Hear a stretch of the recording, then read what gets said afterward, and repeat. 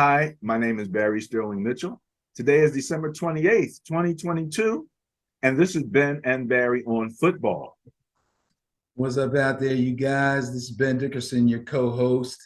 After a sterling week 15 going 13-3, I have come back down to earth with a real rough 9-6 last week, but that's okay. I'm still on the winning side, so I'll take it. Took some bad L's, though. I didn't like some of those games I didn't pick correctly. Really didn't. Yeah, I made sure that I brought my numbers along with me this time because last week I think I kind of just had to do it off the top of my head. I didn't have them with me. But it looks as if you and I, well, let me see, 3, 4, 5, 6, 7 out of 16 is what I had here. Wrong. Yeah. So You had so there was 7 9 wrong? out of 16 right. So I got 7 wrong, 9 right. Oh, I must have missed the game then. Maybe there's a game I didn't count because I got my record at 9-6. So it should have probably been either Probably had the same whatever. thing I had. You probably was 7 and Probably. 9. In any event, 56% Right. is what we wound up for. And we did have some surprising wins and losses last week. So I won't go all into them. But again, 56% is where the Bias Plus report wound up, which is still good. You know, anything over 50+% is good. But I am a little surprised because I was beginning to believe that the trends were going to hold, right? And then you have, games like the game that's going to be our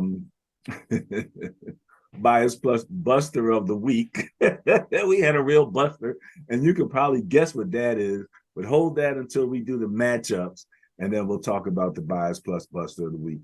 I do want to mention, we talked last week about Willie McGinnis. And I made the point last week that no news, nothing's popping out about Willie McGinnis. And I haven't heard a thing. Right before we started recording, I just went online and threw his name in a Google search and clicked up on news. Nothing for like the last 5 days to a week.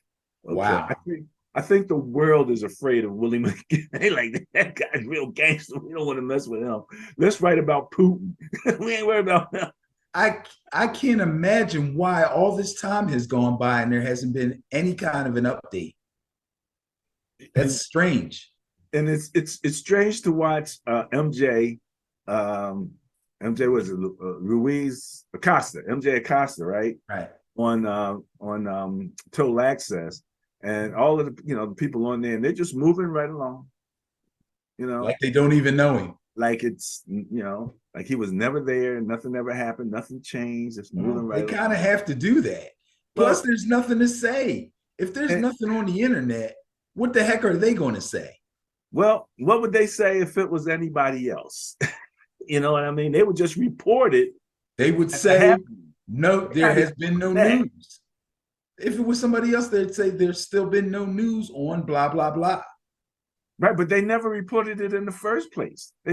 He just disappeared. So anyway, Willie McGinnis is out there. I might have to do some investigative reporting here. I might have to Right. I got time for all of that kind of mess. All right, Benny, let's get to the numbers, man. Let me tell you, the shakeout is happening right in front of our face. So let's get ready to rumble with it.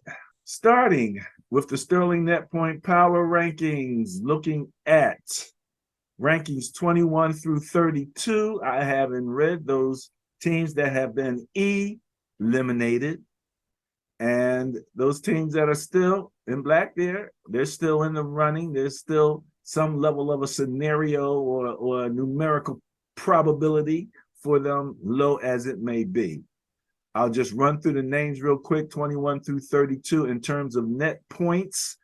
And we're talking about 21 coming in at minus 1.9. These are all in the negative. And again, I remind people that The average net points and the average turnover differential run from positive to negative. These are net numbers, so you can be either way. So the range is from 1.9 down to 7.3. That's the Indianapolis Colts. Isn't that who you boys play? Yes, we are playing the Colts. Yes. Man, I'm telling you. Washington Commanders, the New York Giants at 22, Atlanta Falcons 23, Tampa Bay 24, Tennessee 25. The LA Rams 26, 27 Pittsburgh, 28 Denver, 29 Arizona, 30 Chicago, 31 Houston, and 32 Indianapolis. 28 through 32 are all eliminated. The Rams are eliminated. The Atlanta Falcons are eliminated. So that takes your net points there. And the team that you always say that when you see them, you expect that that team will have an option to move up, moved up. Yes, I don't see them anymore. That's the first team I look for every week. They have moved up at last. They have moved up. Just quickly, I'll just mention those that are in the 21 through 32 realm in terms of scoring, defense, and turnover differential that I believe are relevant because they're still somewhat in the running. 22, you have the New Orleans Saints averaging 20.2 points per game. The Commanders averaging 19 at 24. The Jets at 25, averaging 18.9. Tennessee averaging 17.9. Tampa Bay at 28, 17.7. Pittsburgh at 17.6 at 29th. I believe Houston, Indianapolis, and Denver that's about it. eliminated. So that takes you down to Denver again being 15.5. And Benny, they lost their coach. They fired the coach. So yeah, Denver fired their coach, Coach Hackett. About time. I remember early in the preseason, we talked about the brain trust. We thought maybe this rookie coach and his rookie coordinators, especially offensively, would mind meld with Russell Wilson and provide some level of an effective offense. And they wound up being the worst offense in the league. That's, I don't think we saw that coming early on. Bro, nobody saw that coming. You know what I'm saying? The Colts in 31st place have leave a lot to be desired. Pittsburgh, you think they're going to break even here? Where do they stand in terms of their coach having a losing? They are one win away from 500, which they would need to achieve, at least need to achieve a 500 record, and then still have one more game. And then still have one more game to play to prevent Mike Tomlin from ever having a losing record. Yeah, you know what I mean? It gives them a little incentive to play, and they still have a long shot, but a shot at the playoffs. Yes. So they're not numerically out of it at this particular point. The problem with the teams that still have a mathematical shot, which we can see right here in this group, is Washington, the Giants, Tampa Bay, Tennessee, and Pittsburgh. What worries me right off the bat is if I see their name to the very right there in points for. If you can't find the end zone, you're going to have trouble making it into the playoffs. You're going to have some kind of a really good scenario for yourself to get into the playoffs, or at least be able to outscore your next opponent to lock up a spot. Absolutely. Absolutely. And then you go over to the defensive side where you're ranging from allowing 22.9 and 26.7 points per game. And that would be Detroit, who, is still in the running. With the worst defense in the league, I still have a hard time believing that coaching. How crazy is that? Huh? How crazy is that? And again, we had two or three teams which we pointed out had high level offensive and stank defenses. Detroit was one of them. Minnesota coming in at 28 is another one. They're going to ruin Kirk Cousins' great year if they keep this up, giving up almost 25 points a game. The The Raiders, we'll talk about their announcement today that they're going to bench Derek Carr in favors of Jonathan Stidham, and then apparently Carr is going to be sort of off the plantation for a hot minute so as not to be a distraction. Oh, wait, slow down a little bit. Uh-oh, we have I haven't had, you know me, I try to stay in touch with everything. I have been off the reservation myself today. This is the first I'm hearing of this, and I'm embarrassed that I'm behind in the hot news. They're going to bench Derek Carr for Stidham. for Stidham. The last Okay, two games, and the Raiders have a mathematical chance. yeah. I So mean, that's a tank. they would need maybe a couple strikes from the heavens, but the fact of the matter is they're not completely out of it, and yet they're going to go with Stidham for the last. Now, from what I understand, and just listening, a lot of it has to do with money, because if he gets hurt, it'll guarantee his contract. If he's on Oh, the roster after I think the Super Bowl, like right afterwards, it right. guarantees his contract. And they gave him a big fat contract. And I understand Okay. he has a no trade clause. So I believe that at this particular point, these are business moves. And I got you. that makes it difficult. I know when we go to the matchups, because if the owners and the general managers are making business moves, you're going to be wondering how many of those players are going to be out there making business moves. It might start looking like the old Pro Bowl out there. Maybe not that bad, but I understand what you're saying, and I agree. Crazy, crazy. We'll finish up this section with the turnover differential. We're looking at all in the negative, going from 0.1 down to 0.9. The Indianapolis Colts, just as they are in net points, are last in turnover differential. Those New Orleans Saints are next to last. Look where Kansas City is now. But again, it's 0.3 of a point. So I'm not, too upset about that or too concerned that that's a big, big problem, but we know it can be. Tampa Bay is down there. The Jets are down there. Cleveland, Tennessee.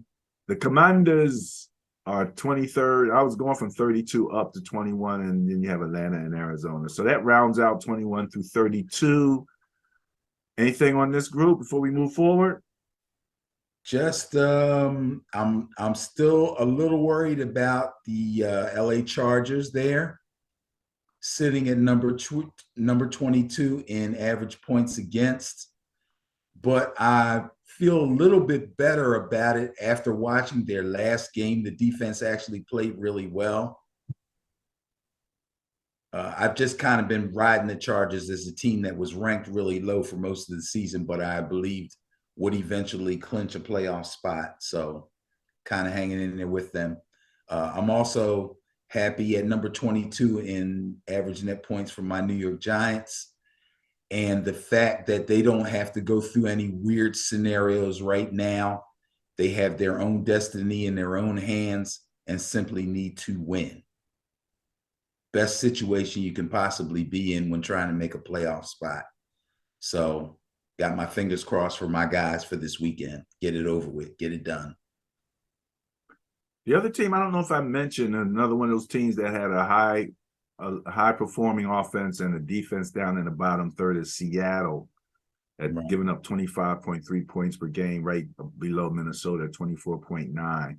Mm-hmm. And you mentioned about the Chargers. Now, here for the season, they're allowing 22.9 points per game, tied with Cleveland. But over the last 3 weeks, they are actually in the top spot and only allowing an average of 11.3 points per game over the last 3 weeks. So when you mention that they improved, you definitely are on top of that, for real, for real. They actually are ahead of my Niners, who allowed 13.3 points over the last 3 games, and the Baltimore Ravens at 12 points per game. So those are your top 3 over the last 3 weeks, of going from 11.3 up to 13.3 points per game. Mm-hmm. All right, let's move on. 11 through 20.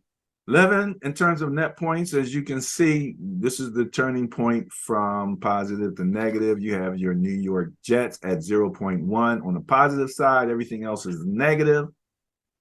With your Raiders at 0.1 negative, Miami 0.3, Detroit 0.6, the Chargers, who have clinched a spot at negative 0.7, Seattle at negative 0.9, Cleveland are eliminated at negative 1.3, Green Bay negative 1.4, New Orleans negative 1.5, and Carolina negative 1.6. So that is your net points from 11 through 21. Do you have anything you want to say on those guys? Just that it shows the type of competition that we're having this season, that this many teams can still have an opportunity to make it into the playoffs. The only team in this group that's been eliminated is Cleveland. And the only team that's actually clinched a spot is the Chargers. So I'm glad I got that out of the way. I don't have to talk about the Chargers anymore. But everybody else still has a mathematical chance of making it. I think that's great. I had myself muted for a second, and it was on me, and then it wasn't there, and now it's lurking somewhere. So if you see me sneeze myself out the chair, my wife thinks me sneezing is the funniest thing in the world. She be rolling around laughing when she watches me sneeze. So, all right, let's look at the scoring points for. First off, 11 through 20, we're looking at Jacksonville, the Raiders, the Chargers, Cleveland, Baltimore, New England, Atlanta, Carolina, Green Bay, and your Giants coming in at 20. We're ranging from 23.5 down to 20.7 points per game. So that's what these guys are averaging. And I notice here, because I'm looking at I'm trying to come up with my intriguing game of the week, Benny. Oh, it should be easy this week. Well, first of all, I'm eliminating any matchups that are dealing with teams that are already eliminated. So those are out. Okay. We have the big Monday night game. That's kind of the obvious. Yep. But, I don't. That's too obvious for you. Yeah, you know what I'm saying? Okay. It's a little obvious for me. Okay. So, but it is a great game. So I have to seriously consider it. But we'll talk about the matchup, because right now, let me count 1, 2, 3, 4, 5, 6, 7, 8. Over the last 3 weeks, Carolina Panthers are the 8th highest scoring team, 27.7 points per game. Only in the NFL do you see stuff like this, man. The freaking Carolina Panthers with Sam Darnold, not with Baker Mayfield. Sam Darnold. Well, Sam Darnold has been reincarnated as an option quarterback. And as such, reincarnated for the second time. For the second as an time. Option quarterback. And we've been talking a little bit about the whole thing about these mobile / scrambling / running quarterbacks, and I'll just call them the quarterbacks that can make you play 11 on 11 ball. Right. And that changes the game. That changes the game. It becomes very crystal clear how it changes the game when you're watching the New Orleans Saints when they take out the Red Raider and put in Taysom Hill. Anything's coming at you when Taysom's back there. You don't know what's coming at you. Yeah, so, that's the truth. It just puts it out there very obviously. But in any event, 23.5 down to 20.7 are the rankings from 11 to 20 in terms of scoring. In terms of defense, you're looking at 11, the Tennessee Titans at 20.8 points per game. Then you have Washington, Pittsburgh, the Saints, Jacksonville, Kansas City at 16.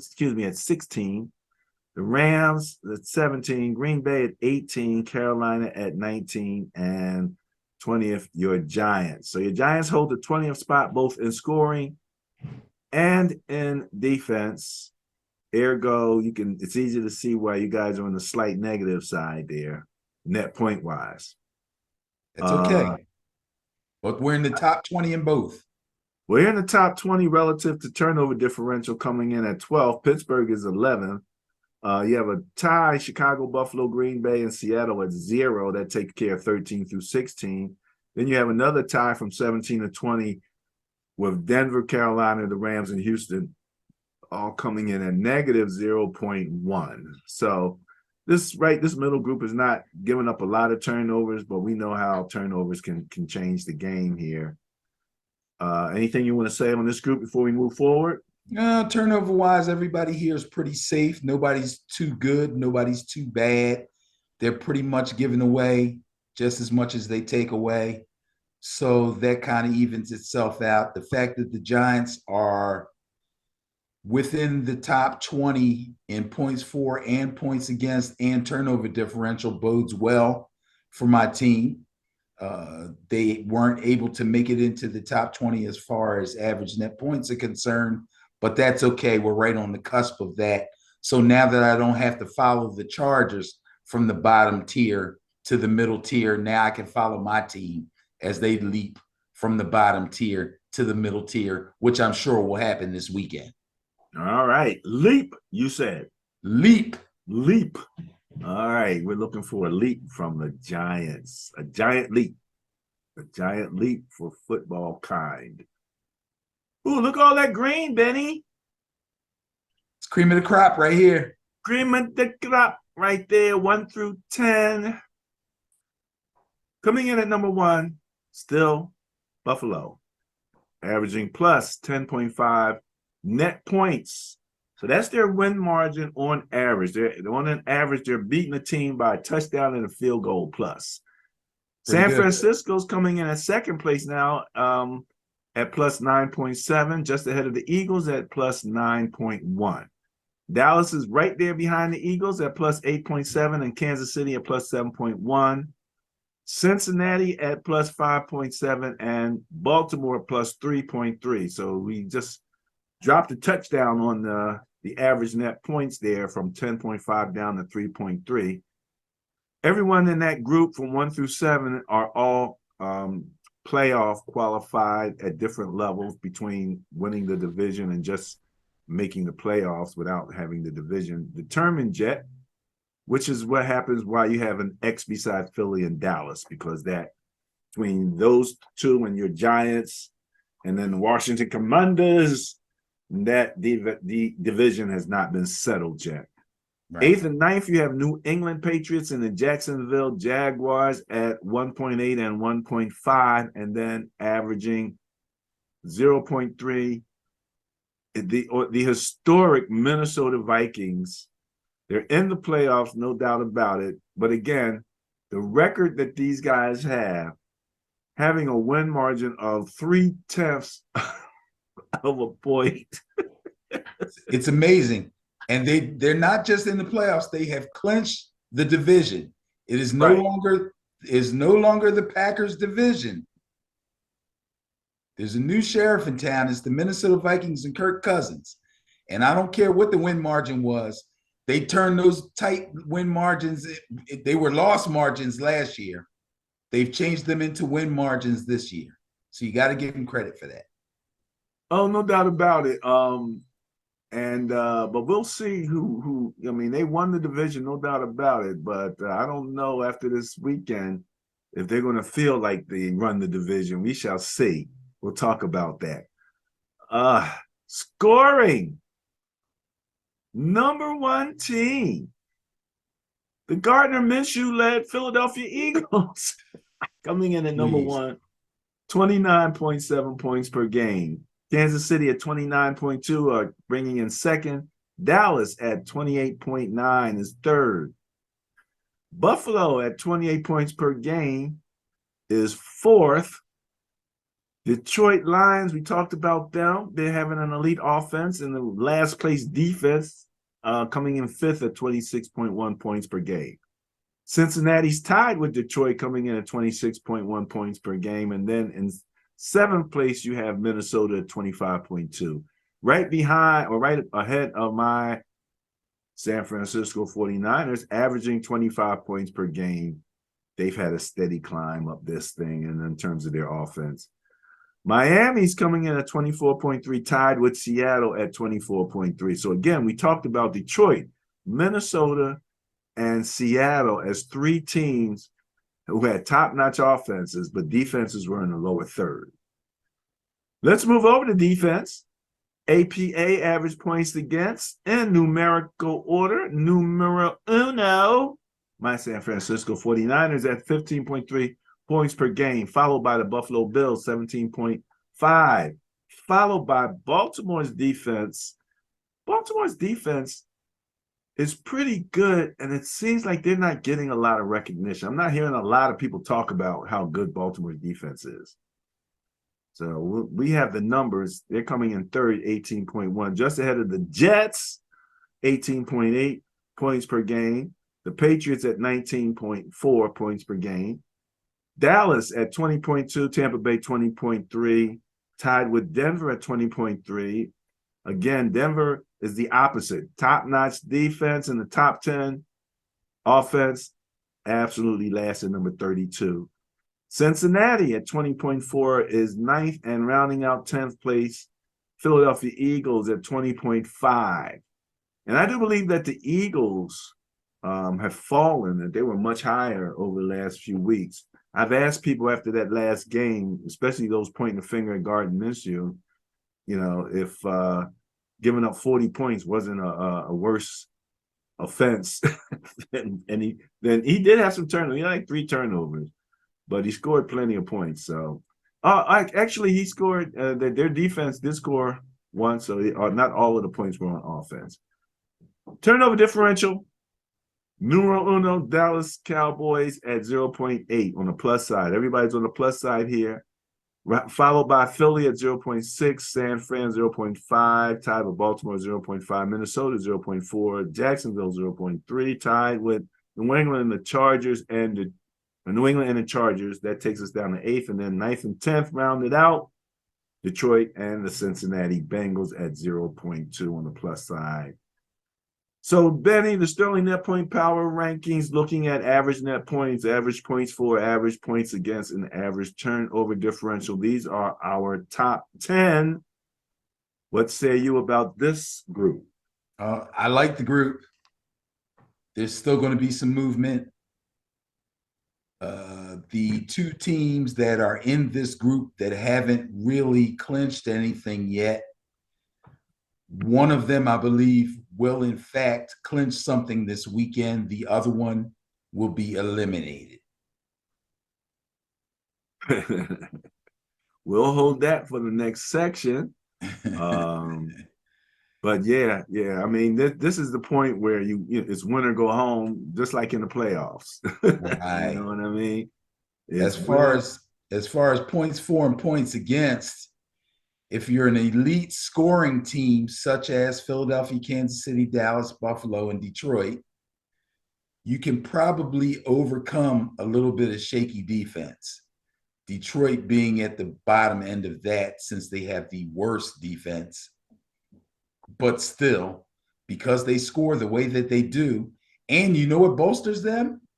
And this was a surprise to me, seeing them in the top 10 in turnover differential. That helps them. That bolsters that offense as opposed to the weakness of their defense. So it's not just that they're good offensively and very weak defensively. They've been winning the turnover battle in most of their games. So that's helping keep them afloat also.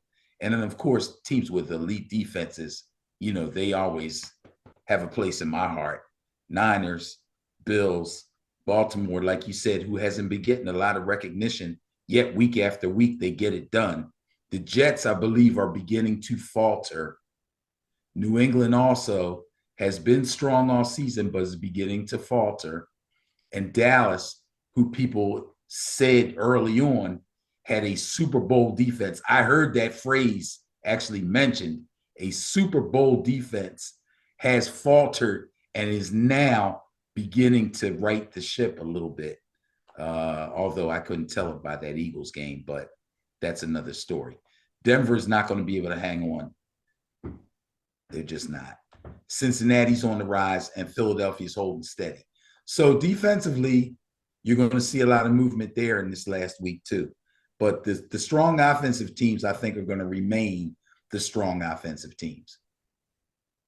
Yeah, Dallas gave up 32 points, something like that, to the I Eagles. think they gave up 34 to the Eagles. 34 to the Eagles. So, yeah, again, this is with the backup quarterback in there, and they got a little help from the defense on that INT that he took in for a touchdown. But man, that's supposed to be a total team, and that's why I was expecting Philly to pull it out. To be quite honest, because I just thought that their defensive line was supposed to be so great, and then Well, I'll let you know where they messed where it up. went wrong. Yeah, I can let you know where it went wrong. Where it all went wrong. And oh, by the way, I know you were all upset about our take on the what was that, the Colts Vikings or whatever, where you were saying the guy gave up on the route. Oh, I wasn't upset.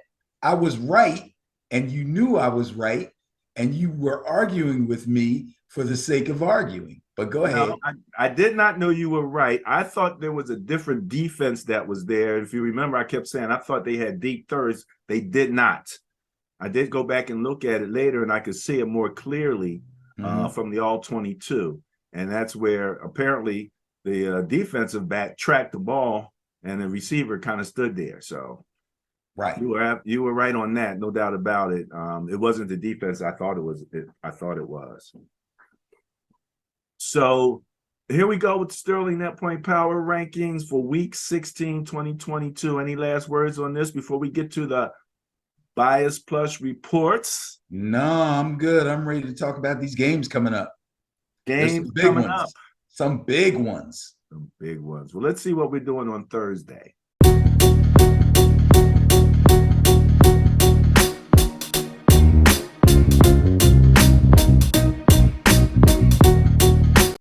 Cowboys at Titans. Bias Plus score 15.6 favors the Cowboys. Did we just talk about them or what?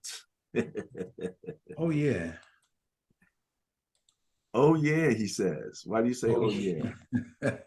Oh, yeah, he says. So anyway. Okay, well, the Cowboys have Have the the bias. 15.6. Nice, healthy bias, and they're in Tennessee. So they're going to Tennessee. Tennessee will be starting Malik Willis, and we're not sure about whether or not Derrick Henry is even going to play. Again, we're at that point where not only the management but the players are starting to make business decisions. So those little injuries might be like, oh, I don't know if I can play this week or the next week either, for that matter. Yeah, and some of these business decisions are also going to affect people that are in fantasy championships this weekend. I was listening to the fantasy show, and they were talking about people. They were saying if you've been riding the top quarterbacks, don't make a change this week because the scenario all of a sudden looked real good. You might want to stick with what you had. And they were giving out different fantasy advice. Do you have any general fantasy advice? Well, generally, I'm just saying you have to be very up on what's going on as far as, like you said, these business decisions are concerned. People that have Derrick Henry as a starter and have been riding him all season, if he doesn't play, you better have somebody on your bench that you can put in that's going to get you some points, or you could be in danger of losing, after having a really strong season. And I'm sure there's going to be some other teams that are in the same situation. Now, teams that are still vying for a playoff spot will probably come out strong with all their starters, unless you happen to be a team, or unless you happen to have players on the Raiders who might be making business decisions and maybe may not play to their strength. Obviously, their passing game is not going to be what it would be with Derek Carr if they start Stidham. I'm sorry, Carr's not having a great season, but Stidham is a backup. Josh Jacobs had some trouble last week. I don't know. He's been playing injured all season with minor injuries. There's no telling whether this guy's going to play or not. So there's a lot to look at in fantasy this week.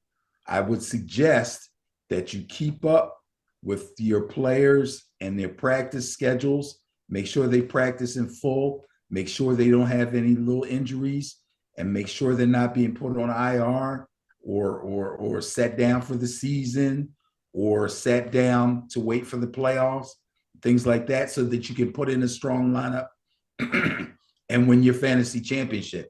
I would hate to see somebody who had a great season go down because so-and-so just didn't play. That's not cool. You have to have a complete team. Now, Well, let's get here's a fantasy idea. what's that? Tyrion Davis-Price. Probably not high on many people's list of running backs. I've been talking about him, and then lately in the last couple games, I kind of was seeing him where I hadn't been really seeing him much, but he's in there now, and they're starting to use him. So that's probably a name that hadn't. I know he didn't get a lot of run early on, especially when McCaffrey first came. Right. But now I think they're even trying to protect McCaffrey a little bit, so they're mixing him in. Yeah, I think Mason would probably be the guy that would come in first. But I do remember Price at the beginning of the season. I think he had a couple of impressive preseason games, and people were picking him up at the end of fantasy drafts. But over the course of the season, they ended up dropping him. Okay. Well, like I said, I kept saying, "Where's he at? Where's he at?" Because again, as a Madden guy, I love him. I use him all the time. He was faster than McCaffrey and stronger. Right. McCaffrey is super talented and skilled, and and so he had that maybe over him. But as far as his basic features are concerned, he had it all. So all right, we spent a little bit of time. We got away from the Cowboys at the Titans. We talked about Sorry about that. Derrick Let's Henry get into this. making a business decision. We shall see. So each matchup, what I'm going to do with each matchup is I'm going to mention the team's record, and I'm also going to mention their playoff scenarios, basically. You're going to do the scenarios? Well, no, I'm sorry. I shouldn't say scenarios because that is the worst part of this type of time. I get ready to say we're gonna be here for a long time. No, they get wacky, and I can't keep up. I really can't. I'd like to hear when somebody says this team has their destiny in their own hands. That's what I like to hear. What I don't like to hear is if this team loses and that team ties and this team wins by 27, then they have a chance to make. I don't want to hear that. That's crazy to me. That's madness. But anyway, all right, let's get going here.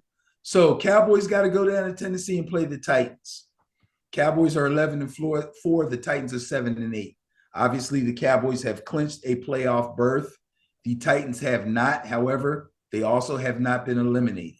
Now, last week against the Eagles, Dak was sacked 6 times and he was hit 9 times. That was rough. But he only turned the ball over 1 time. On an early pick 6, he tried to throw the ball over Josh Sweat, I think, to Dalton Schultz, and Sweat jumped up, grabbed it, and ran it in. That set his team back. That was 6 points toward setting his team back to a 10-0 deficit.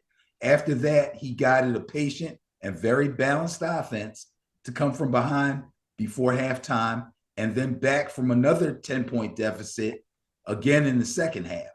He scored 3 touchdowns with a nice 27 completions on 35 attempts, very efficient, to complement 35 attempts, to complement 31 rushing attempts. I talked about balance.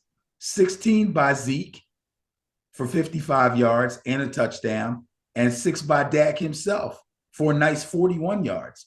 So Dak, not known for his running, actually pitched in there. Good job by Dak. Heavy pressure from the defense late in the game, and Eagles turnovers actually secured the win for the Cowboys. That was a big, big divisional win for them. Now, at the beginning of the season, it was a foregone conclusion that the Titans would win the AFC South. I don't know of anybody who could look at the AFC South at the beginning of the season and think anybody other than the Titans would win it. Not only were they overtaken last weekend by Jacksonville, but they lost to the cellar dweller Texans. Bad. Cellar dweller. Cellar dweller Texans. I said it last week, and I'll say it again. When a team has only their running game and a good defense to carry them, it may not be enough when the going gets really tough. And that seems to be Tennessee's fate. Even though they weren't playing well before Tannehill's injury, and Tannehill wasn't playing that well before his injury either. They kind of missed his steady hand, his steady leadership. Rookie backup Malik Willis just isn't ready. He needs more seasoning. He may be the quarterback of the future for them, but he needs a lot more work. So I'm sorry, but this is going to be the death knell for the Titans. I see the Cowboys going down to Tennessee and winning that game. Yeah, I mean, if the starting quarterback was there, I think there'd be more of a competition. We both like Malik Willis. We love what he did in the during the combine when he stopped and gave stuff to homeless people and all. He's a great kid and all of that.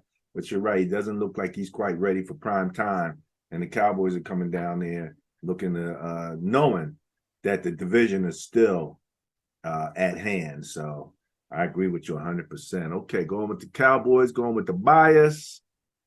Panthers at Buccaneers. Ben, we have a potential intriguing game of the week here. Okay. All right. There are people, and I've heard some media people think that if the Panthers keep running the ball the way they're running the ball and doing what they're doing, Tom Brady is not going to be a happy man at the end of this game. The Bias Plus actually agrees with that with a 1.7 Bias Plus score favoring the Panthers. Yes, favoring the Panthers. So hey, look, both teams are in the negative right now in terms of net points. So, it is what it is. What can I say? Both teams have not been mathematically eliminated from the playoffs, and the division title is on the line. There's a good chance that the team that wins the division title will be the team to make it to the playoffs, and the other team will be in danger of being eliminated. So this is an extremely important game for both these teams. Now, Panthers interim coach Steve Wilks has brought about a culture change in Carolina. I think we can all see that. He's taken over for the fired Matt Rule, and he's really made a difference down there on that team. On his watch, the Panthers have put together some really good wins. They ended up releasing Baker Mayfield, and they've gone back to Sam Darnold, who seems to be playing with renewed confidence. They also still have a chance to actually win the NFC South, which is a really big deal, and they could, in fact, possibly do it this weekend. Now, they did fall prey to the Steelers in Week 15. They took a bad loss there, but they bounced back and handled the up-and-coming Lions last week and scored a hefty 37 points in the process. I don't think anybody saw that coming, 37 points from Sam Darnold and the Panthers, even though it was against the Lions. Yeah. You know what I mean? But Darnold threw for 250 yards and a touchdown, and he ran a touchdown in. Deontay Foreman ran for a career-high 165 yards and a touchdown, and even Chuba Hubbard gained a career-high 125 yards on the ground. Altogether, the Panthers put up a franchise record 320 yards on the ground. There's a lot of good stuff going on in Carolina, man. I hope Steve Wilks gets rid of the interim tag and they make him the official head coach there. He has earned it. Ben, say that one more time. The Carolina Panthers last week had how many yards rushing? A total of 320 yards. Holy mackerel. Yes, a franchise record. And remember, McCaffrey used to be there.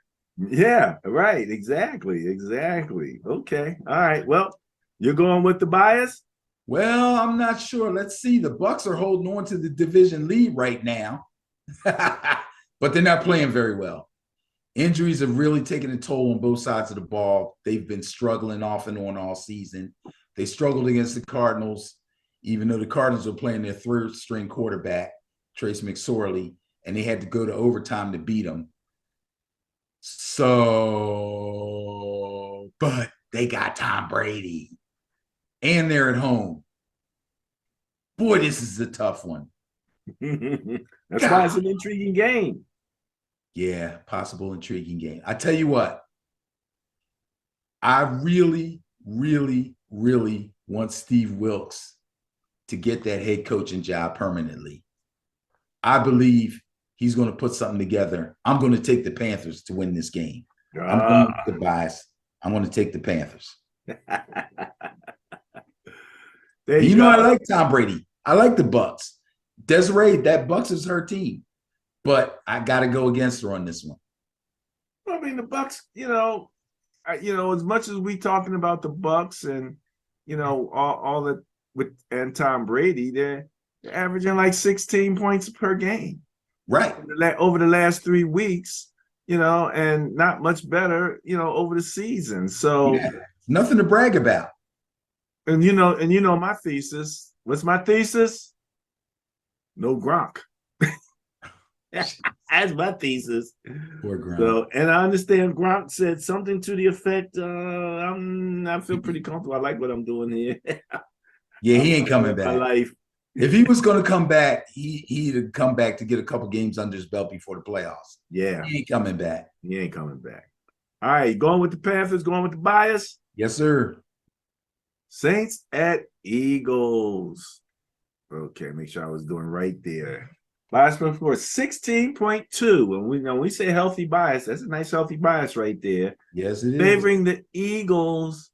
And then I have this distrust of the Saints. Well, I don't know. The Saints just seem weird to me. The Saints seem like the team that could mess up the Eagles if they're not careful. And like I said, they're the epitome of a team that can go from a conventional offense to a run option offense, and sometimes they'll have both guys in at the same time and one guy in. I actually included Andy Dalton as one of the statue guys, like Mick Foles, right? And Matty Ice, or as I call him now, Matty Statue. But I do believe actually Dalton is a little more mobile than those guys. What do you think? Yeah, a little bit. Yeah, he ain't ready to run no options though. No. But the Saints came in with a pretty definitive game plan when they played the Browns. They went into Cleveland on the road. They won their first outdoor game this season. First outdoor game? Yes, this was their first win outdoors this season. First win outdoors. Yeah. First win. Okay. And they eliminated the Browns from the playoffs and kept their own playoff hopes alive. Browns have one of the best net point rankings for an eliminated team out there. Yeah, isn't that something? Again, I think we talked about this earlier in the season when they only had like 2 or 3 wins and we were like 6 or 7 games of the season. We're trying to figure out what the heck was going on. I'm saying on paper, this team looks so good, but their record tells me that they're not that good. And what they say, you are what your record says you are. It holds true. Now we're at the end of the season. They've been eliminated from playoff contention, and it's over now for the Cleveland Browns. So they're going to have to really regroup. But anyway, Andy Dalton only had to throw the ball 15 times in this game. Taysom Hill and Alvin Kamara both scored on the ground, and the Saints ran a bunch of wildcat and ran up 152 total yards on the ground. So they just ran Cleveland off their own field. That was the end of that. They didn't even have to throw the ball that much. Now let's talk about the Eagles. The Eagles have clinched a playoff berth. They are 13-2. The division is still up in the air. Okay, so Gardner Minshew started in place of Jalen Hurts. I watched his post-game press conference because I was very curious. And I heard somebody ask him a question, and his answer was that the game plan the Eagles came into Dallas with was basically the same as it would have been for Jalen Hurts, minus the quarterback run plays. Then it ain't the same. And as soon as I heard that, I knew why they lost the game. And I've been telling people who are telling me the Eagles have no weaknesses, you do have weaknesses. It's your coaching staff. Most people I talk to seem to think it would be a good idea for the Eagles to really turn loose their best offensive line in football and let their 1,000-yard rusher, Miles Sanders, get busy, which would reduce the pressure on the backup quarterback. That's what I thought. That's what most Eagle fans thought. But no, according to Gardner Minshew's words in his press conference, that's not what they did. Sanders did get a healthy 21 carries, which is a few more than he normally gets, but he only gained 65 yards. After that, they basically gave up the ground game. Let me tell you something else. In 14 starts this season, Jalen Hurts had 31 pass attempts or more 7 times. Okay? He played 14 games. Half of those games, he threw the ball 31 times or more. His high was 39 attempts. That was against Tennessee. Minshew ended up putting the ball in the air 40 times. Does that make sense? Absolutely not. Absolutely. Thank you. He threw 2 picks, and he and Sanders both lost fumbles, one apiece, and not the great efficiency Eagles fans are used to, and surely not the strong defensive effort that they've become accustomed to either. They got to Dak 6 sacks. Josh Sweat did get the pick 6 early in the game, but other than that, Dak pretty much had his way. 27-35 is pretty efficient. 347 yards is pretty nice. He threw 3 touchdown passes, along with 115 total yards on the ground on a combined 31 carries. That's how the Cowboys beat them, plain and simple. Not smart. Not smart at all. I'm sorry. Now, here's the thing. The one big play. Oh, the 3rd and 30. Oh, Jesus. Again, the weakness of this team is the coaching staff. Oh, my goodness. I sent our friend Mark an article. It was actually sort of a recording with Sirianni, the coach for the Eagles, when they were grilling him a bit about his defensive coordinator.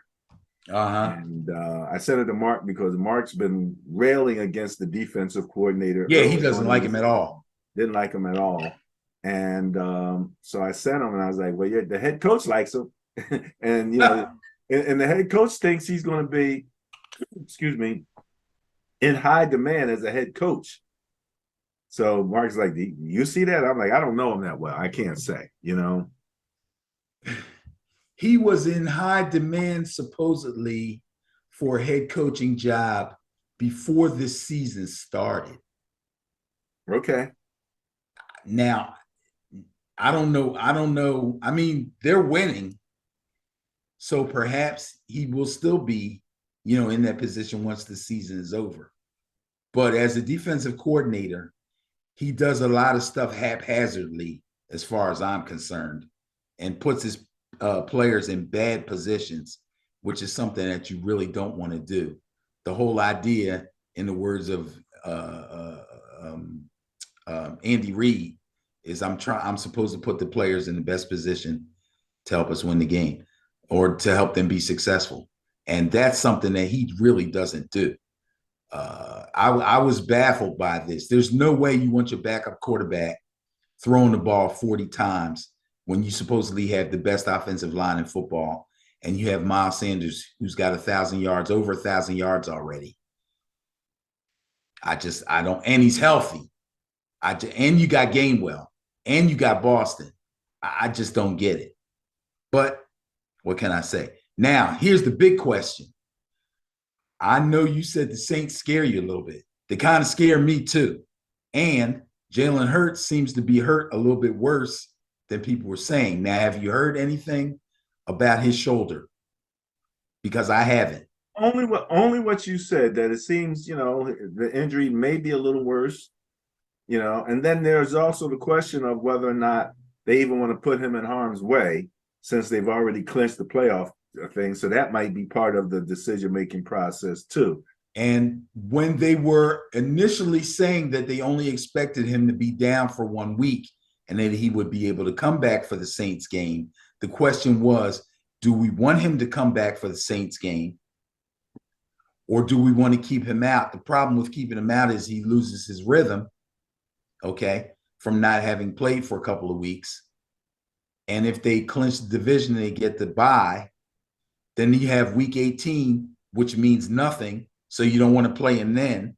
Now you're looking at him not playing for a month. So they got a lot of stuff to think about. You know, it's interesting. I had that conversation about, Hurts not playing for, weeks to a month and losing his rhythm, as you said. And it's always funny because they expected Minshew, who hasn't played for like a year. He came in and still put up 30 points. But that's okay. He's a backup quarterback. Backup quarterbacks have a different mentality from starting quarterbacks. Backup quarterbacks go through different regimens than starting quarterbacks. Backup quarterbacks realize I have to be ready. And if called upon, I got to get right in and go to work. Starters don't think like that. Well, okay, if you say so. Jalen Hurts, it seems to be a different kind of guy in terms of his thinking. He's more like a coach, being a coach's son. So it wouldn't surprise me that he would still be able to be ready. And he has that ability to make the other team play 11 on 11, which throws everything off. And he can start running. He doesn't even have to be in rhythm. He can make it about him if he wants to. But again, I get it, but it's a difference in this. Here's the thing. If he's not 100%, you don't want to put him in the Saints game. Oh, we agree there. Right. We agree there completely. But if he sits out the Saints game and they win,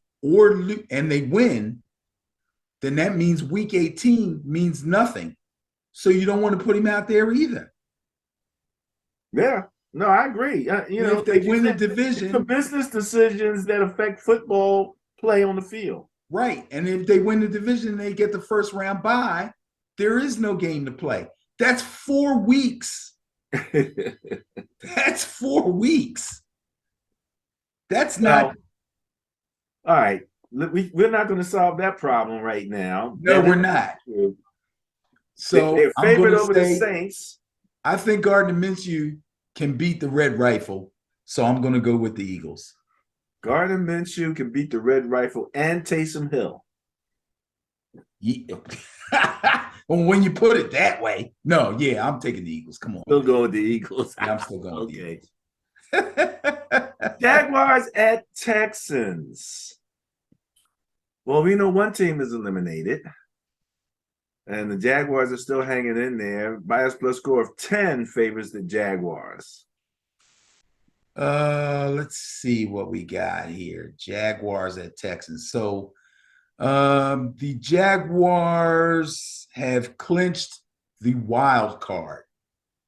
So not only have they clinched a playoff berth, but they are guaranteed the wild card spot. They can't do better. They can't do worse. So that's a good thing for the Jaguars. Congratulations, Dougie P.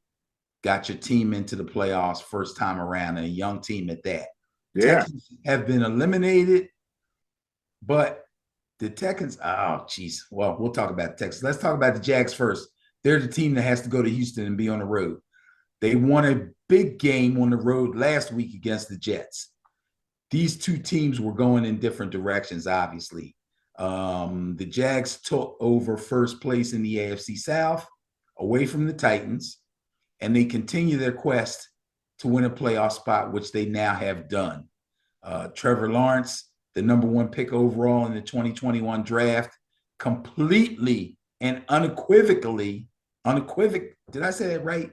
Unequivocally outplayed the #2 overall pick, Zach Wilson, who will probably be benched for Mike White coming up this week as soon as Mike White is ready to come back. Let me see. It's funny. Zach Wilson looked haphazard to me. He looked like, I think I posted that he looked like he was playing a bad game of Madden. Yeah. Really, and it's kind of weird to see him. they had a pretty good record with him, for the most part, the Jets did, and of course their defense is good. But he just looked haphazard, as I said. Yeah, We'll talk a little that's bit a more fact. about them. He passed for Trevor Lawrence passed for 229 yards, and he ran for 51 yards. He's a dangerous runner, by the way, if you haven't noticed. Uh, I'm starting to lean toward calling Trevor Lawrence a dual threat quarterback. He also ran for a touchdown, so he's got the Jags cooking along pretty good. As far as the Texans are concerned, they lost 9 games in a row, but they've been playing hard every week. They put a scare into the Cowboys and the Chiefs in consecutive weeks, and they finally got a win over the slumping Titans. Again, bad things going on for the Titans. They fell behind 14-10 in the third quarter, but then the defense shut down the Titans the rest of the way, and Davis Mills led the offense on 2 scoring drives, one for a touchdown, one for a field goal. The last one was a 6-yard strike to Brandon Cooks for a touchdown with only 2:52 left in the game, and then the defense did the rest. Watch out for the Texans next year. Hope Lovie Smith keeps the job. That being said, take the Jaguars this week. Yeah, you got to take the Jaguars in ninth ranked on net points against the 31st ranked Texans. So. Yes, they are surging. Doug Peterson's really got them on an up note. And and the dual threat thing for Trevor Lawrence is interesting because he runs. I think he runs pretty intelligently. He does. Knows So, when to slide, knows when to get out of bounds. Yeah. And he's He's not tall trying and to lanky. Say that again. He's tall and lanky, so he covers a lot of ground. Yeah. All right, going with the bias, going with the Jaguars. Next up, Broncos at Chiefs. Bias plus score of 11.1 favors the Chiefs. And Ben, I just Yes. have this meme in my head of ex-Bronco coach Hackett sitting back on the beach going, I'm sure glad I ain't got to mess with them Chiefs this week. Out of there just in time. Bro. Oh, well. The Broncos have been eliminated. The Chiefs obviously have clinched their division at 12-3. Great season. Broncos are on the road. Got to go to Arrowhead. Always a chore. They rolled into sunny LA last week, and they got 100 hung on them by the Rams, who've been getting smacked around all season long. So if the Rams record was better, I would say that was a get-right game for the Rams. But you can't get right with the terrible record that you have like the Rams. But so it was just an embarrassing loss for the Broncos. Russell Wilson looked dazed and confused, got sacked 6 times, got hit 12 times, threw 1 touchdown and 3 interceptions, and Hackett got fired. Ugly, ugly, ugly. The Chiefs, meanwhile, were able to put away the slumping Seahawks with an improving defense, and they actually slowed Kenny Walker III down a little bit. They kept him and DK Metcalf out of the end zone. They also got a solid performance by Patrick Mahomes, threw 2 touchdowns and ran for 1. Chiefs are looking good. Take the Chiefs. Makes sense. Going with the Chiefs, going with the bias. Next up, we have Colts at Giants. Kind of the same thing. Your Giants sitting up there going, Colts, eh? Yeah, that's the ticket. Yeah, I know. If they're not saying it, I am. Again, the Giants are at home. They have their own destiny in their own hands. All they need is a win, and Indianapolis is coming to town. They've been eliminated. Not going to say they're not dangerous, but this is a game that we should win. Nick Foles started last week. Some people thought that wasn't a good move. Some people thought that they should have just went with the young guy, Sam Ehlinger, who will probably be their quarterback of the future. But I believe that this is just me talking, okay? I think Jeff Saturday was trying to squeeze out another win by starting Nick Foles, or at least how should I say this? Impressive game, perhaps, by going with Nick Foles being a veteran quarterback. That kind of blew up in his face.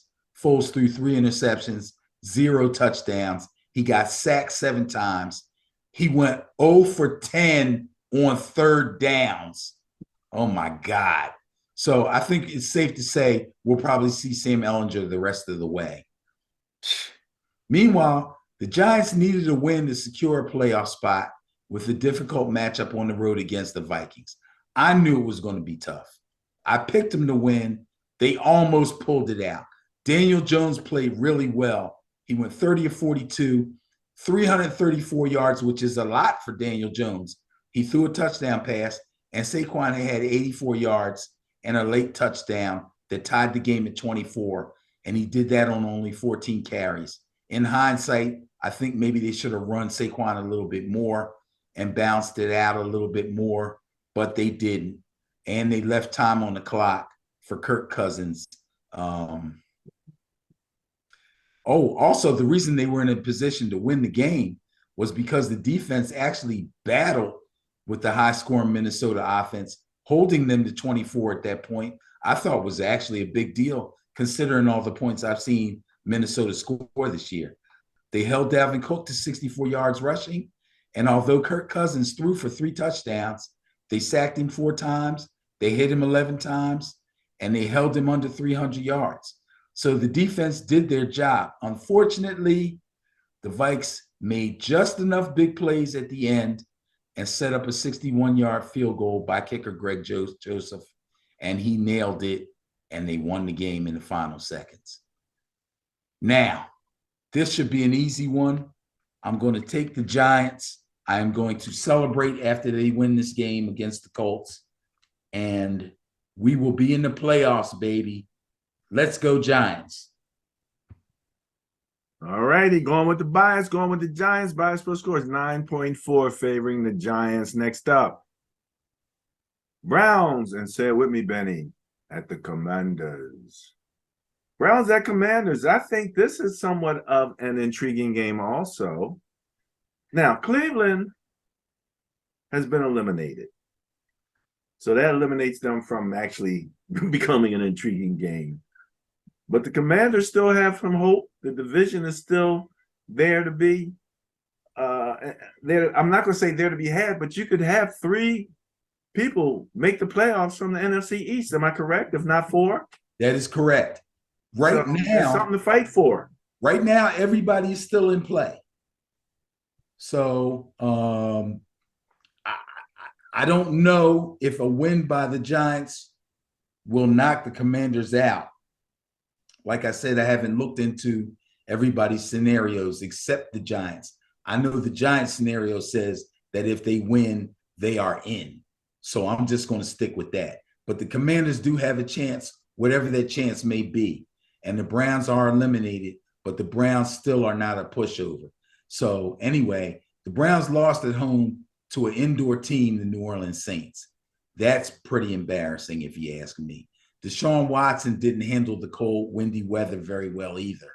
He was a miserable 15 of 31 for 135 yards. He didn't throw any touchdown passes. So much for Deshaun Watson being the savior in Cleveland. It gets cold in Cleveland, bro. Get used to it. Nick Chubb had a nice day, however, on the ground. But the Browns could only find the end zone once on a Watson 12-yard run. So that was it for them. They ended up losing that game to the Saints. Taylor Heineke threw 2 touchdown passes, but turned the ball over twice with a fumble and an interception in the 4th quarter of their game against the 49ers. All of a sudden, bam. Oh, by the way, that was their 3rd loss in a row.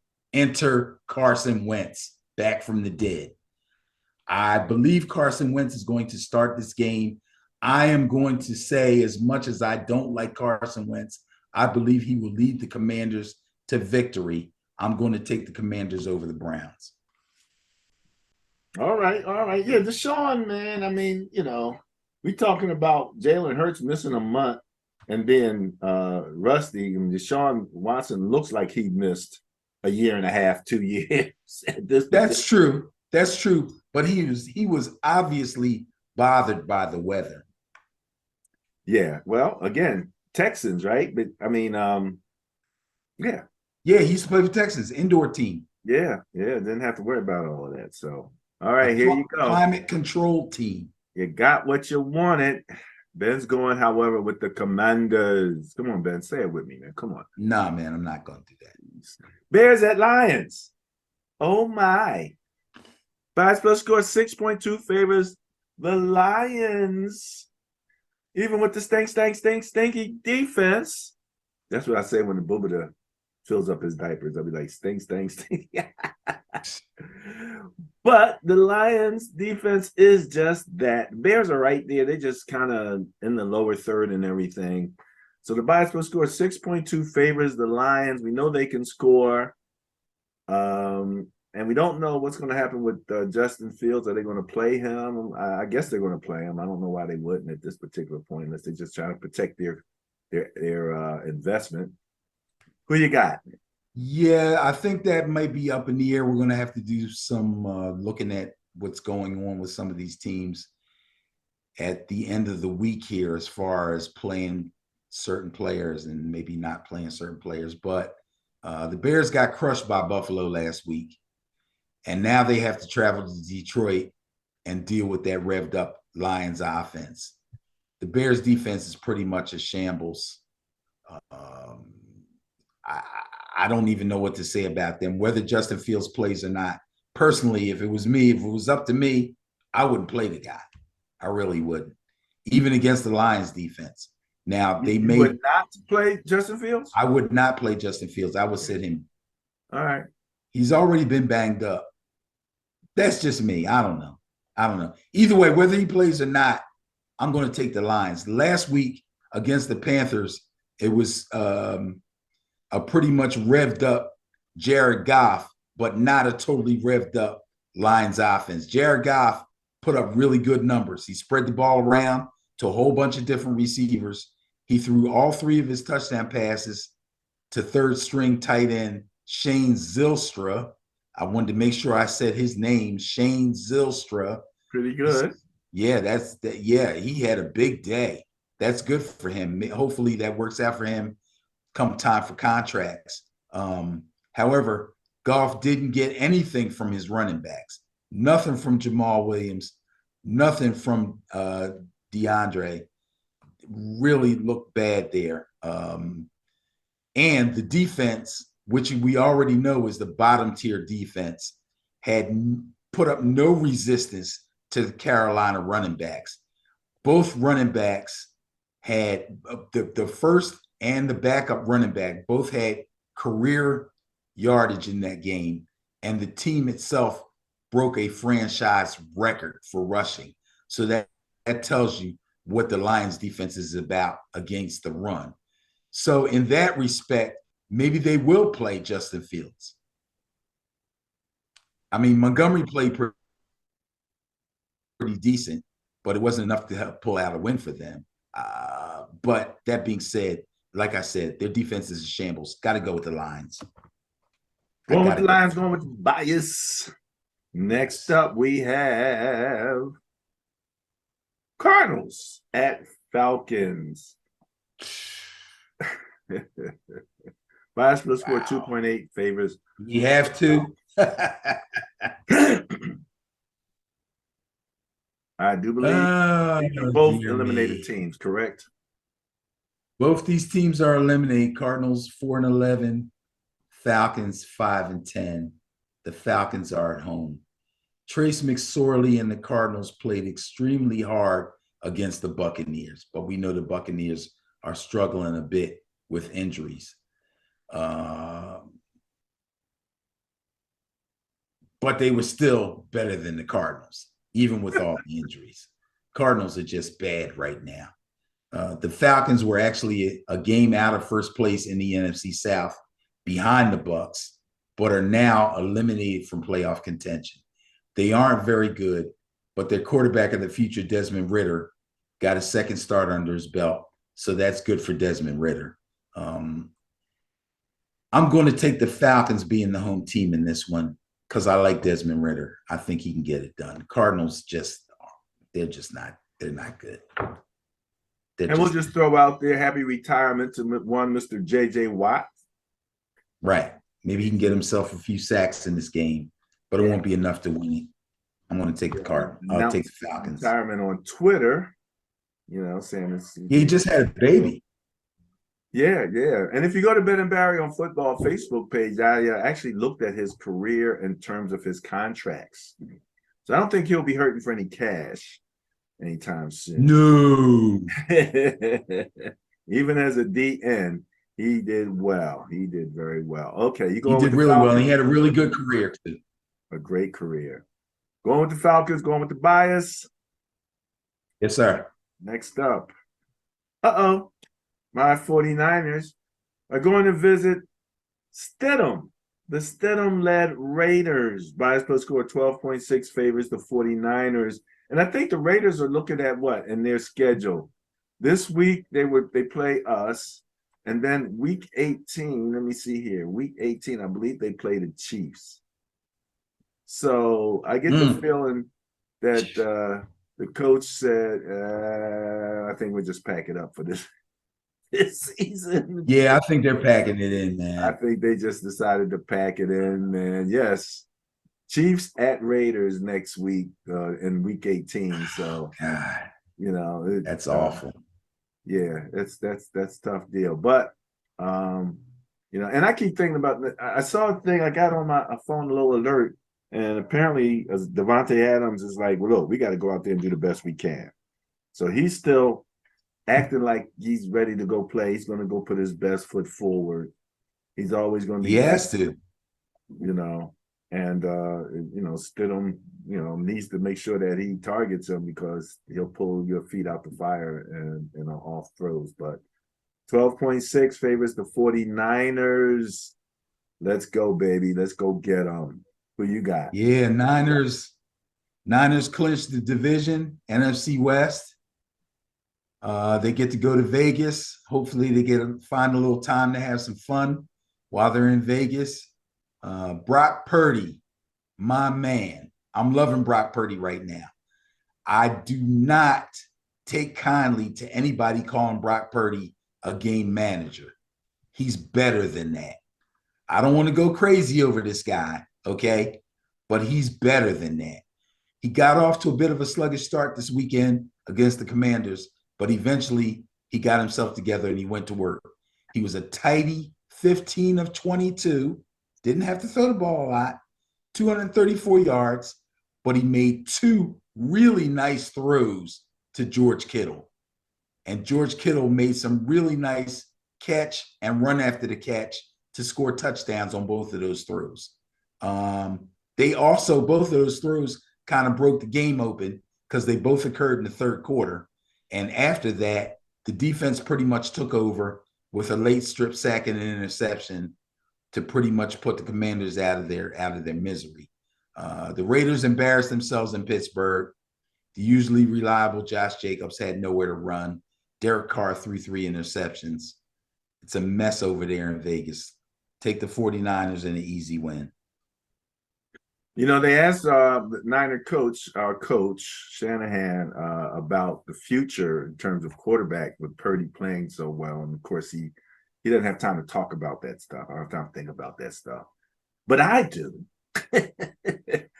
And I can see them letting Garoppolo go. Which they will. And now there will be a quarterback competition between Lance and Purdy. Bro, you don't think it's going to be that simple, do you? Well, things are very rarely that simple, but right now, Lance is going to have to show that he can play better than Purdy. Oh, there's no doubt about that. I mean, Purdy knows how to find Kittle better than Garoppolo knew how to find Kittle. And so he's doing everything he needs to do. The only thing I can think about Purdy that I would say would be a negative is what, he's 6'1" as opposed to 6'3", 6'4". other than that, he's getting the job done. And like you said, not just managing, he's putting up good numbers quarterback wise. So, and I think if he wins this weekend, he will go down in history as one of the, if not the only guy to win his first 4 starts. Yeah. In history. So he's in that with Kurt Warner right now, I think. Yeah, that's a rare air. Yeah. That's a rare air. So in my estimation, the only way we see a simplified, and this is what I'm calling it, quarterback situation next year for the Niners, where Brock Purdy and Trey Lance are fighting it out, is if Brock Purdy takes these guys at least to the NFC Championship, if not the Super Bowl. If that happens, yeah, you'll probably see a quarterback competition between them two. If that does not happen, which I actually expect it to happen, but if it doesn't happen, they will draft a quarterback in the next draft, and they would look to bring in a vet, possibly Tom Brady. Bam! You heard it here first. Oh, my goodness. Well, I'm not looking forward to Tom Brady. I think Tom Brady's done. Okay. All right. As much as, I know Tom Brady would love to be a Niner, and I don't see why we would want to, move in any direction around other than where we are right now. I think we have good quarterbacks. The youthful quarterbacks, mobile quarterbacks.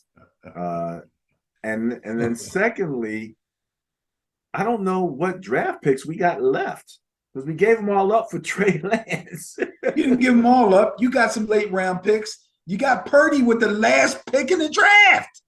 Well, what difference does it make?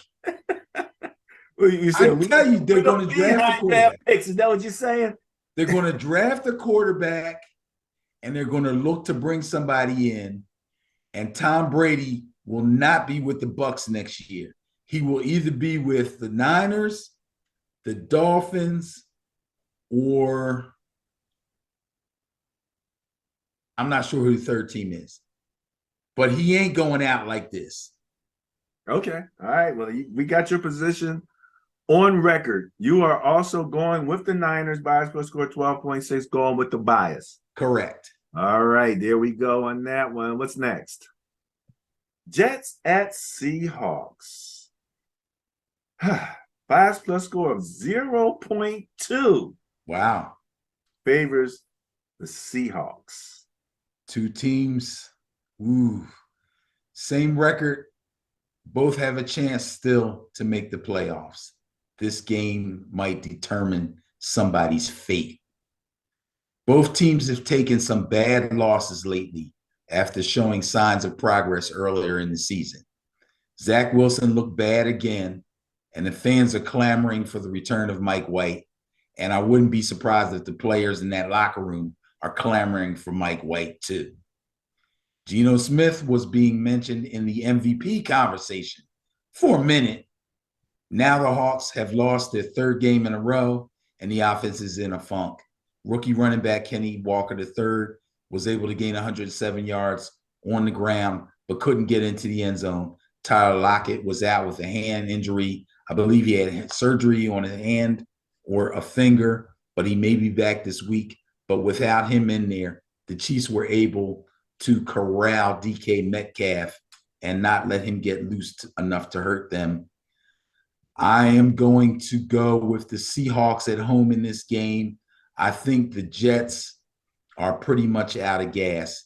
Even if Mike White comes back, I don't think he's going to be able to bring them back from their doldrums. So I'm going to go with Geno in a bounce back game. Take the Seahawks. All right, going with the Seahawks in that slim bias. And again, both teams still have some playoff hopes alive, yes. Right? Yes. So that, for me, with that small bias, makes this a potential intriguing game of the week here. I would agree. The booing that Zach Wilson got from the Jets fan base was rough. Bro, they're done. They're done. Look, they gave up a lot to get. Oh, wait a minute. Actually, that was their pick, I think. I don't think they gave up anything to get that second pick in that draft. But when you look at Trevor Lawrence and you look at who else was in that draft, Fields, Fields, Trevor Lawrence, right? you know. When you look at those other guys, 2, 3 years now, right? yeah, 2021 Jalen was Hurts that in that one? pick. You know what? Yeah. When they look at these other quarterbacks, they're like, are you kidding me? We got the dud. Why do we have to get the dud? Jets fans they gotta be upset. I don't blame them.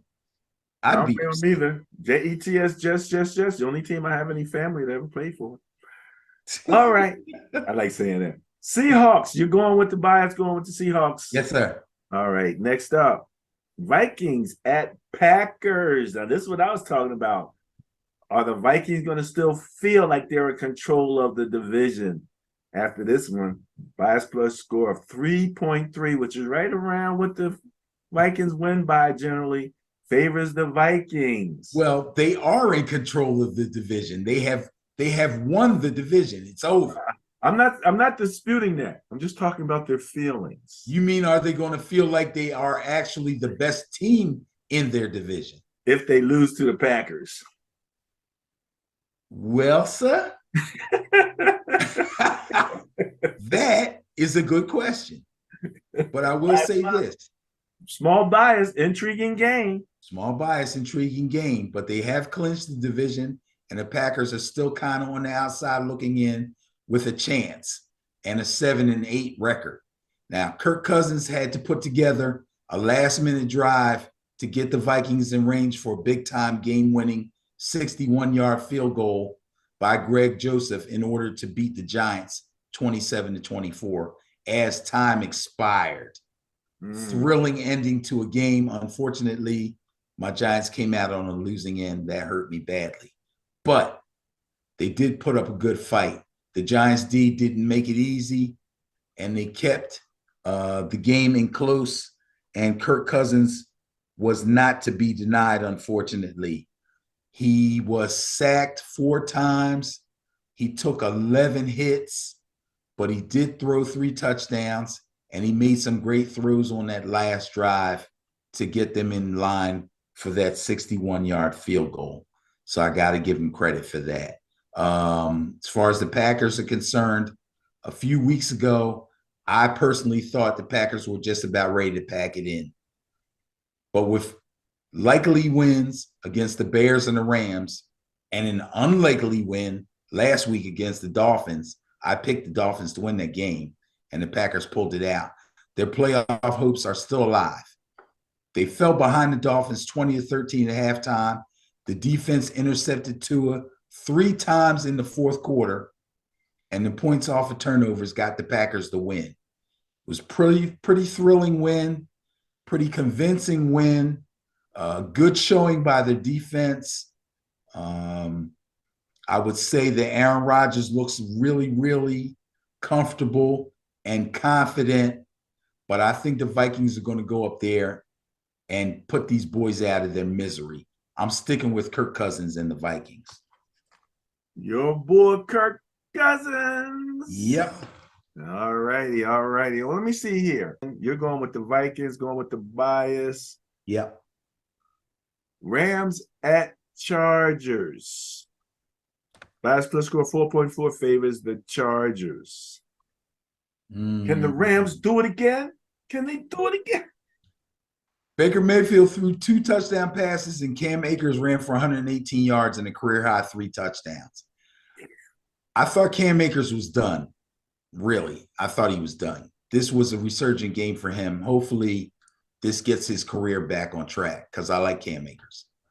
Of course, they were playing the Broncos, whose defense had been formidable for most of the season, but I don't think they can continue to hold up the weight of that pathetic offense. So I can only give the Rams so much credit for that win. The Chargers offense wasn't spectacular against the Colts, but they really didn't have to be. The defense, however, was really, really good, which is a big thing for the Chargers. The defense sacked Nick Foles 7 times. 7 sacks. God, that had to hurt. They hit him 9 times. They intercepted him 3 times. If the defense is cooking, Mike Williams and Keenan Allen are both back from injury. Austin Eckler looks good. Got to go with the Chargers. Did you see the hit last week? Yes. What'd you think? It was helmet to helmet on a defenseless player. There's no question. Okay. All right. It's textbook. It was a hit, though. Gee, Christmas. It was a hit. All right. All right, Benny. So let's talk about the Dolphins at the Patriots.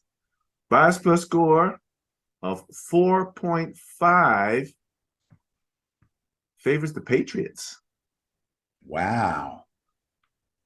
Well, the Patriots are again, as much as we're unimpressed by them offensively, they still have a strong defense.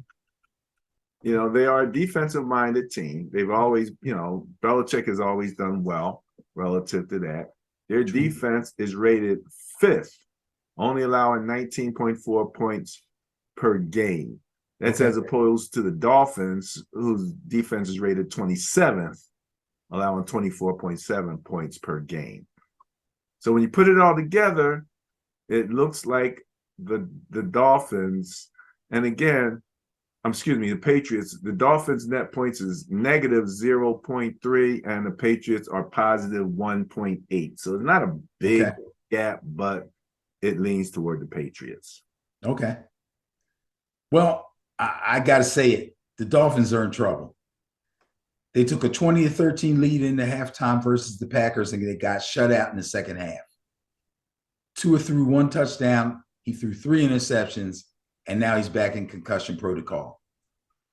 This is a bad deal for Tua, bad deal for the Dolphins. Now they got to go to New England with Teddy Two Gloves. I wish him luck. The Patriots got out of the gate slow, and they looked like they were on the verge of getting blown out by the Bengals. But they actually battled back, and they made a game of it. Only thing is they shot themselves in the foot several times. Overall, in the game, they actually committed 10 penalties for a total of 82 yards worth of penalties.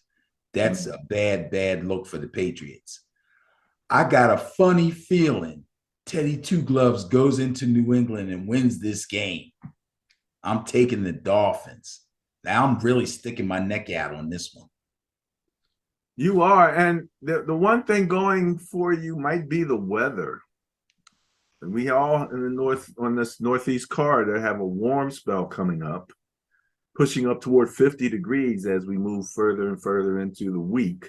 That'll make the Dolphins very happy. Yeah, that might help them out a little bit. They don't have to go up there in this frigid, sub-frigid weather and run that offense. So Teddy Two Gloves, Teddy Bridgewater is a seasoned quarterback, and so I can understand you saying, going with the Miami Dolphins as opposed to the Patriots. Patriots offensively are really sputtering, and people are beginning to really question Belichick's decision to not have a real offensive coordinator. Next up, Steelers at Ravens, another intriguing game for me, because again, you have a situation where both teams are still in the running.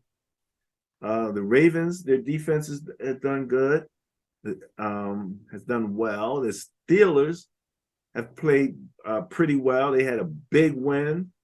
They won one for Franco, so they got a lot of spirit going for them right now.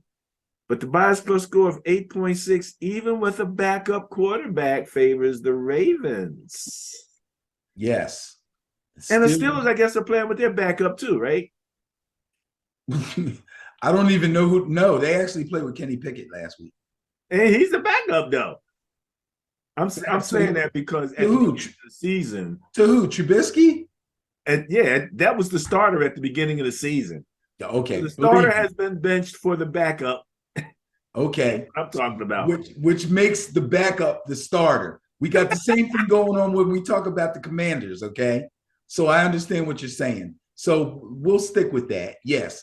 Kenny Pickett? I'm trying to say Pickett and backup at the same time. We'll say this. Kenny, the fake slide guy, Wicked Pickett.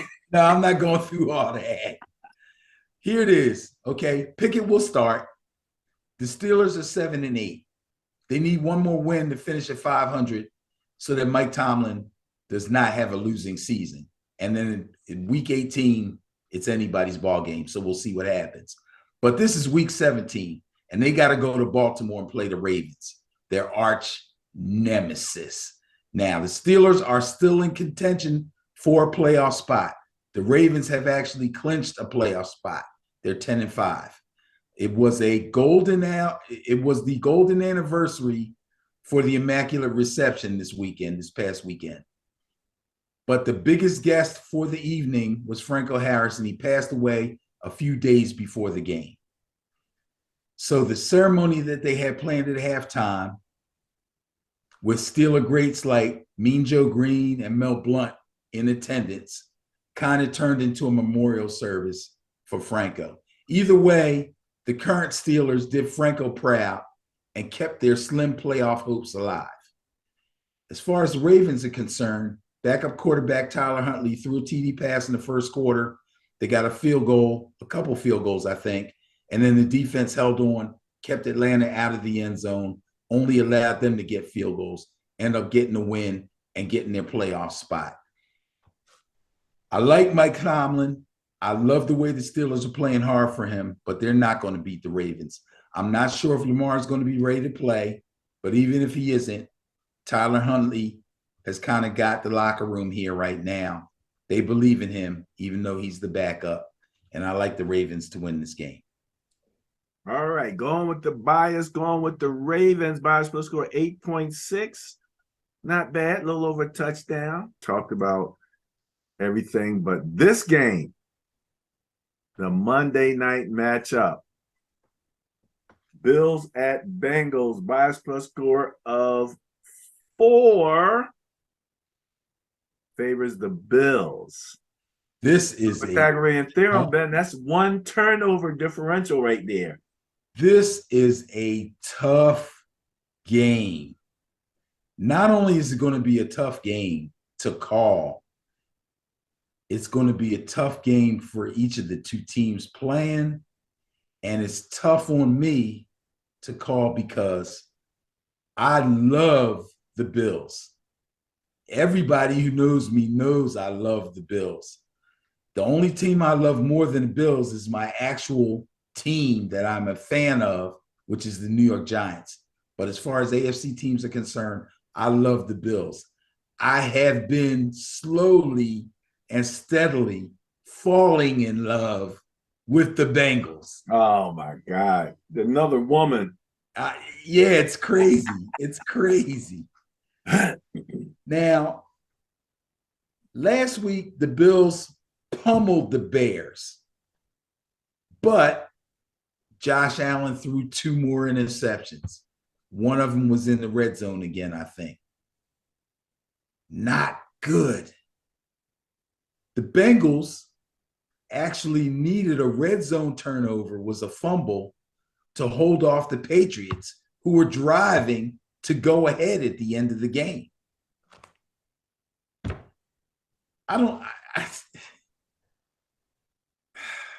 Matchups. That's all I can say. Yeah. Matchups. Yeah. I tell you what I'm going to do. As much as I love the Bills, oh my God, I don't know who to take in this game. But you know what? I try to make a habit, even when I'm stuck like this, to not agonize over these games too long. I'm going to make a snap decision like I normally do, and I'm going to stick with it. I'm going to take the Bengals at home to beat the Bills. Oh, that's going to upset the apple cart, man. Especially with the Bengals being able to beat the Chiefs, you know? Right. If they can beat the Chiefs and they can beat the Bills. Right. And again, as far as being an intriguing game, actually, it's a big game. It is intriguing. You got Right. top-notch players on both sides. The You got Bills are going top to play hard because they clinched the division, so I'm sure they won home field throughout. And I right. think they still have an opportunity to get that. So this is not going to be a pushover game. No, no. I mean, those top three AFC positions are right there: Bills, Chiefs, Yeah. and Bengals. I think the Bengals defense has shown a lot of improvement. I think the Bills defense has shown some very small little holes that can be exploited. And I think Josh Allen still has a tendency to try to do a little bit too much. And I think Joe Burrow is Joe freaking cool and won't do too much. I got to go with the Bengals. All right, going against the bias, going with the Bengals for the Monday night super matchup. Bias plus score 4 favored the Bills, and Ben's going against his AFC love, the Buffalo Bills. Ah, man, the Bills win this, Ben. What are you going to do? You want to pull your hair out? Yeah, right. Well, that wraps up the week for the matchups and the bias plus reports for NFL Week 17. Ben, a moment of silence. This is the next to the last week of regular season football. Can you believe we're all at the end of the regular season? Bro, do you feel like the season kind of went fast or slow? Fast. I think it went fast too. I And think it went fast. it seemed like it was dragging like the first 3 or 4 weeks because we knew it was the 18-week season for the first time and it seemed so far away. But then the games started being played, the upsets started happening. This has been a topsy-turvy season, man. It's been great. I love it. A whirlwind, a whirlwind. And as we discussed, people making these business decisions for these last couple games, Mm-hmm. do you wonder whether or not the 18 games is actually too much? I mean, we all want more football and more football, but we want good football. I mean, we don't want Pro Bowl football. We want real football. When people start making business decisions, when all of a sudden Stidham is the quarterback, and and you're looking and okay, what you got. But it just makes me wonder whether maybe they might have just, the drama, they're killing the drama a little bit. For every team like the Raiders that finds themselves in the position to have to make these kind of decisions, you also have teams who have other decisions that they have to make that are pretty agonizing, like the Eagles, okay? Or because of the schedule, you have games that present different scenarios to teams that ordinarily you would feel like they have nothing to play for, yet now they actually do. So it's not like I wouldn't say it's too much. If it's too much, it's only too much on the players physically. Oh yeah, well, But I think everything else kind of falls into place. well, we'll see when we look at the stands and we see whether they're full or not. That's going to be if the Right. people be like, "I'm not coming out to see Jay Stidham," you Right. know. Yeah. The Vegas fans, well, they're a pretty loyal bunch, but I would be discouraged if I was out there Yeah, no doubt because about it it. looks like they're packing it in. Well, Benny, as we wrap up the week and the matchups, there's always one last piece of business that we have to take care of. We got a buster. Oh yeah, baby, the big Buster, Baker. Baker Buster. Baker Buster, unfavorable bias plus score, 6.3 going against the Rams, and they come out and hang 37 on these boys. giving them a bias plus buster score, an unbeatable 43.3. That's what you call a buster right there, baby. Oh my goodness. Congratulations to the Los Angeles Rams. Yeah, that game, I think, pretty much, well, we know it officially got rid of Hackett. I think it also officially turned the Broncos defense into pumpkins.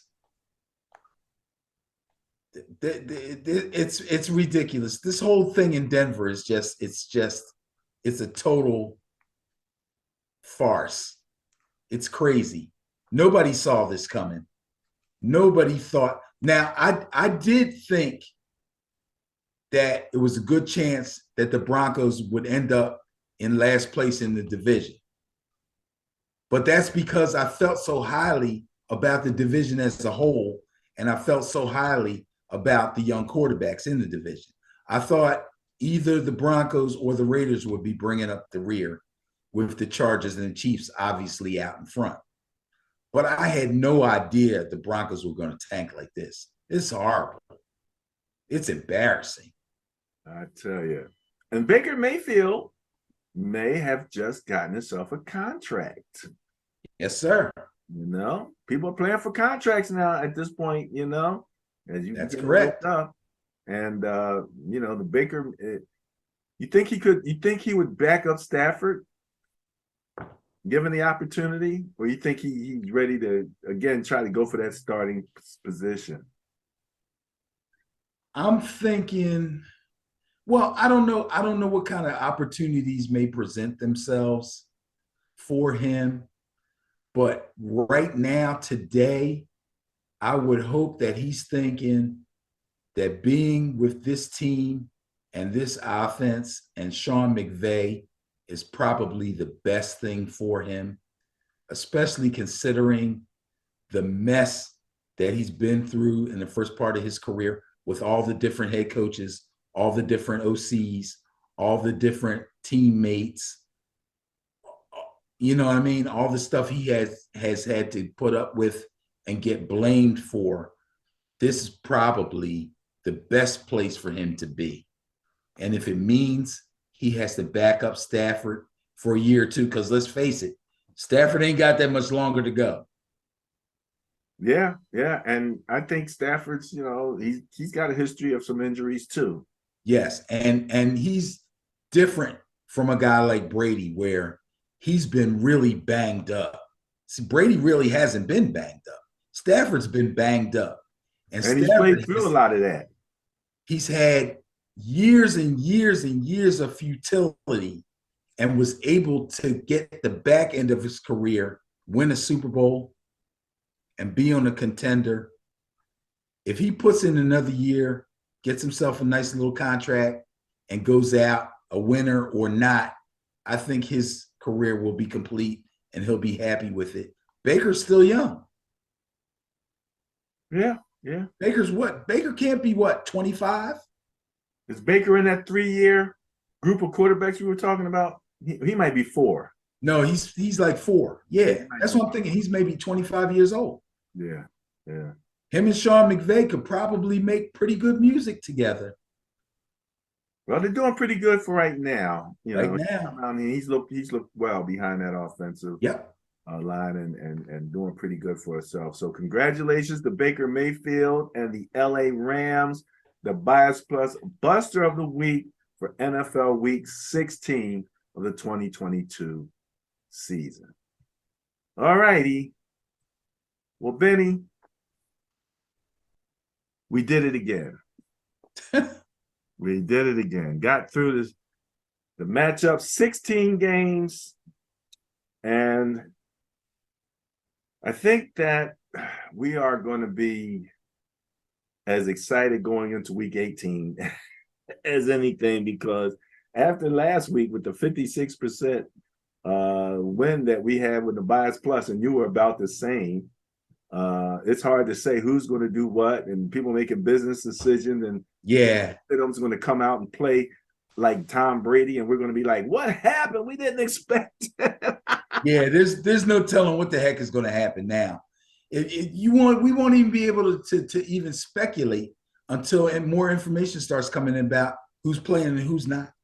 Yeah, absolutely, absolutely, and that's what's crazy about this, you know. So we, hey, what can I tell you? You know, it's been a fun season. I know one thing. What's that? The more I think about the situation that the Eagles are in, the more I worry about them and their future this season. I don't think all the fans are really looking at this the way I am. You, they got some real hard decisions to make. The best thing for them, the best thing that can happen for them is that he gets declared 100% between now and Sunday and he plays. That's the best thing that can happen for them as far as I'm concerned. If he doesn't play this weekend for whatever reason, you're looking at them feeling like they don't want to play him because they feel like they got to save him to keep him healthy. And that could end up being bad. Okay. All right. I'm with you there. Just, you know. I'm with you. All right. Well, that's it for me, Benny. You got anything else? I'm done too, man. Go Noles. Go Noles.